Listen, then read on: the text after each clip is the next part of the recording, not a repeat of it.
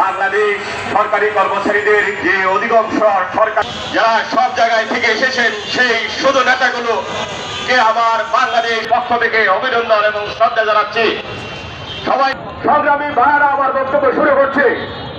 প্রিয় ভাই ও বোনেরা, আপনারা জানেন দীর্ঘদিন আমরা নিত্য পরিচিত দ্রব্যের যে ঊর্ধ্বগতি এটি নিয়ে বারবার লড়াই করেছি, সাংবাদিক সম্মেলন করেছি এবং আমরা মাঠে ময়দানে বিভিন্ন সময় আপনাদের অধিকার আদায়ের জন্য বিগত 5ই আগস্ট যে বৈষম্যমূলক সরকার প্রতিষ্ঠিত হয়েছে, প্রথম যে সংস্কার হবে সেই সংস্কারটি হবে বাংলাদেশের জনপ্রশাসনের সংস্কার।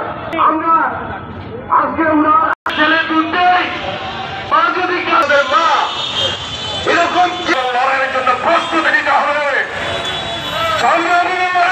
সবাইকে এই আন্দোলন তাদের একটা অবস্থান ধর্মঘট ছিল, মানববন্ধন ছিল, সেই বিষয় নিয়ে আলোকপাত করবেন শেখ সাদির সভাপতি পার্মানেন্ট ছাত্র কমিশন।